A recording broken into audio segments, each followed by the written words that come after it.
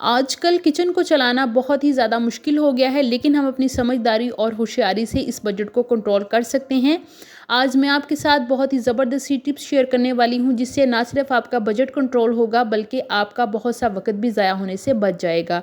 बिस्मिल्लाहिर्रहमानिर्रहीम। शुरू अल्लाह के पाक नाम से, जिसकी रहमतें और बरकतें हमारे घरों में शामिल हैं। टिप नंबर 1 है जी, हमारी दालों से रिलेटेड। जब हम मंथली राशन वगैरह मंगवा के सेव करते हैं, तो कई दफ़ा दालें बच जाती हैं जो इस्तेमाल नहीं हो सकती, तो उस पर पड़े पड़े या तो उस पे कोई ना कोई कीड़ा वगैरह लग जाता है और वो पाउडर फॉर्म में बन जाती हैं। आप लोगों ने अक्सर देखा होगा। तो उससे बचने के लिए कि हमारी दालें महफूज रहें, इस तरीके से ख़राब ना हो, तो आपने क्या करना है, जो भी आपकी दाल बच गई है उसको आपने एक प्लेट में निकाल लेना है और उसके ऊपर तकरीबन हाफ़ टेबल स्पून के करीब मैं ऑयल ऐड कर दूँगी। अगर आपके पास दालें ज़्यादा क्वांटिटी में हैं, तो आपने ऑयल उसी हिसाब से लगाना है। लेकिन ऑयल इतना होना चाहिए कि चिपचिपाहट ना हो, बस हल्का-सा इसमें दालें कवर हो जाएँ। इस तरीके से आप बेशक 3 महीने, 4 महीने, जितना लंबा अरसा मर्ज़ी महफूज़ करना चाहें, दालों को महफूज़ कर सकती हैं। ये बिल्कुल भी ख़राब नहीं होंगी। आई होप ये टिप आपके बहुत ज़्यादा काम आएगी। अब हम बात कर लेते हैं टिप नंबर 2 की, जो कि दालों से रिलेटेड ही है।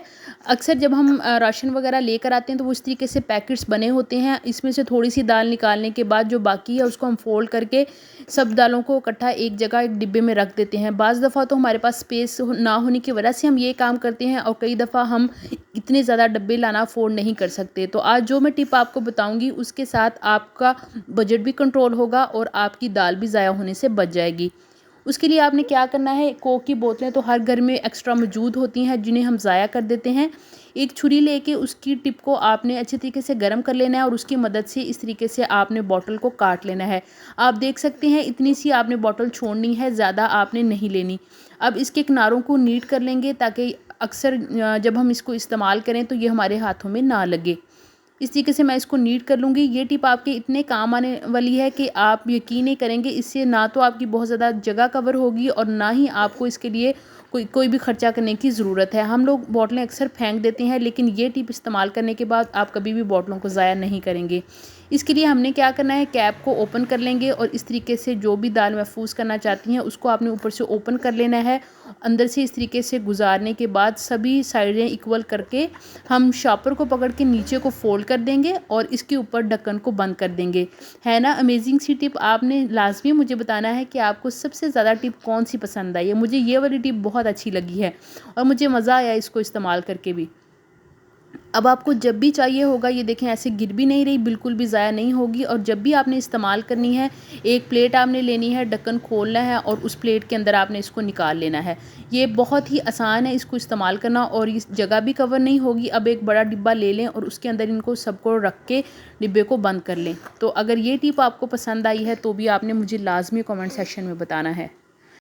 अब हम बात कर लेते हैं टिप नंबर 3 की, जो मेरा ख़्याल है सभी घरों का मसला है कि जब हम लोग फ्रिज में फ्रूट्स वगैरह या सब्जियां रखते हैं, तो वो अपनी एक मखसूस सी खुशबू छोड़ देती हैं। और जब हम वहाँ पर दूध को ठंडा होने के लिए रखते हैं, तो वही खुशबू दूध के अंदर से भी आने लगती है, जिसकी वजह से बच्चे और बड़े दूध पीना पसंद नहीं करते।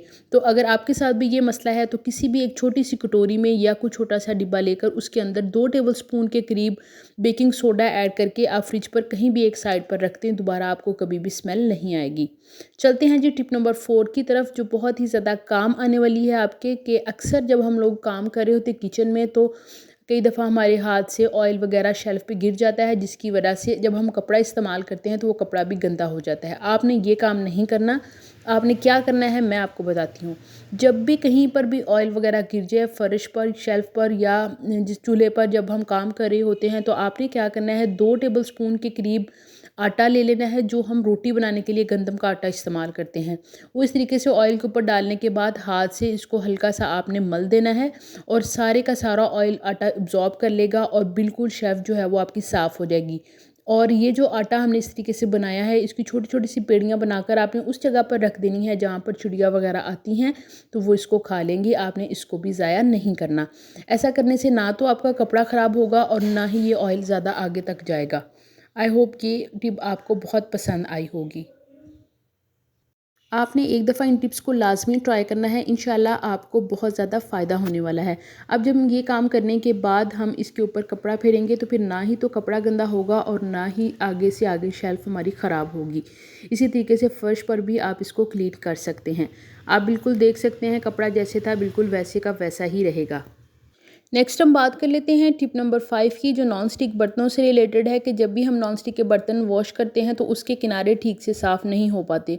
उसके लिए आपने क्या करना है, मेडिसिन के खाली पत्ते हर घर में मौजूद होते हैं और उसके किनारे बहुत ही तेज़ होते हैं, शार्प होते हैं, तो आपने उसकी मदद से इस तरीके से सारे इनके किनारों को साफ़ कर लेना। ये बहुत ही अच्छे तरीके से क्लीन हो जाएंगे। हमेशा खाली पत्ते घर में मौजूद होते हैं, लेकिन आज मुझे चाहिए थे तो आज मुझे कोई मेडिसिन का खाली पत्ता नहीं मिला। तो क्या आप लोगों के साथ भी ऐसा ही होता है कि जब कोई चीज़ चाहिए वो हमें मिलती नहीं है और जब ना चाहिए हो तो वही चीज़ आंखों के सामने पड़ी होती है? तो मुझे कमेंट सेक्शन में लाजमी बताइएगा। आप देख सकते हैं इसके किनारे बिल्कुल अच्छे तरीके से साफ़ हो गए हैं। अब आप जिसको वॉश कर लेंगे तो ये बिल्कुल नीट हो जाएगा। मैंने नॉन स्टिक पैन को साफ़ करने का तरीका भी रिसेंटली अपलोड किया है, आप वो भी लाजमी चेकआउट करिएगा। चलते हैं टिप नंबर 6 की तरफ, जो हॉट पॉट से रिलेटेड है, जो हम रोटी के लिए इस्तेमाल करते हैं। स्पेशली अम्मियों को मेरी ये टिप बहुत पसंद आने वाली है। अम्मी लोग क्या करती हैं कि मेहमानों के लिए एक अलहदा से बर्तन उन्होंने रखे होते हैं, जो पड़े पड़े वैसे ही उसमें से स्मेल आने लग जाती है और जब इस्तेमाल करते हैं तो एक मखसूस सी खुशबू छोड़ देते हैं। तो उसके लिए आपने क्या करना है, 5 से 7 अदद माचसे लेके जलाकर हॉट पॉट के अंदर रख के ढक्कन को बंद कर देना है तकरीबन 5 से 6 मिनट के लिए। उसके बाद आपने इन माचिसों को निकाल लेना है अंदर से और फिर इसको बंद करके रखें। फिर जब भी आप इस्तेमाल करने के लिए खोलेंगे, इसके अंदर से जो मखसूस सी खुशबू आती है वो हरगिज़ नहीं आएगी। तो आई होप ये टिप अम्मियों को बहुत ज़्यादा पसंद आई होगी अगर वो मुझे वॉच कर रही हैं। चलते हैं टिप नंबर 7 की तरफ। बाज़ार से जब हम लोग न्यू कॉम्ब लेकर आते हैं तो बहुत ही ज़्यादा शार्प होते हैं और जब हम वो बच्चों के कंघी करने के लिए इस्तेमाल करते हैं तो वो चीखें मारते हैं कि भाई हमने तो इसके साथ कंघी नहीं करवानी, ये बहुत चुभता है, हमें पुराने वाले के साथ ही कंघी करें। तो आज ये मसला आपका सिर्फ़ और सिर्फ 2 मिनट में हल कर दूँगी। इसके अलावा इस कॉम्ब की मदद से आपकी बहुत बड़ी टेंशन भी ख़त्म होने वाली है। तो आपने क्या करना है, एक तवा ले लेना है, उसको अच्छे तरीके से गर्म करने के बाद उल्टा कर लेना है। फ्लेम को ऑफ़ करने के बाद हल्के हाथों से आपने कॉम्ब को इसके ऊपर रब करना है। 2 से 3 सेकंड आपने रब करना है। इसी तरीके से 2 से 3 सेकंड दोबारा रब करें तो जो इसकी शार्पनेस है, जो ये चुभता है, ये बिल्कुल ठीक हो जाएगा। आपने ख्याल रखना है कि तवा बहुत ज़्यादा गर्म नहीं करना, नॉर्मल गर्म होना चाहिए। ऐसा ना हो कि ये आपस में जुड़ जाएँ। चलते हैं टिप नंबर 8 की तरफ, जो कॉम्ब से रिलेटेड ही है कि अक्सर हमारे सर में दर्द रहती है जो किसी भी तरीके से ख़त्म नहीं होती। उसके लिए आपने क्या करना है कि गर्म तवे के ऊपर इस तरीके से कॉम्ब को रब करके अपने बालों में फेरें। तकरीबन 5 से 6 दफ़ा ये काम करें, इंशाल्लाह आपके सर का दर्द बिल्कुल ख़त्म हो जाएगा।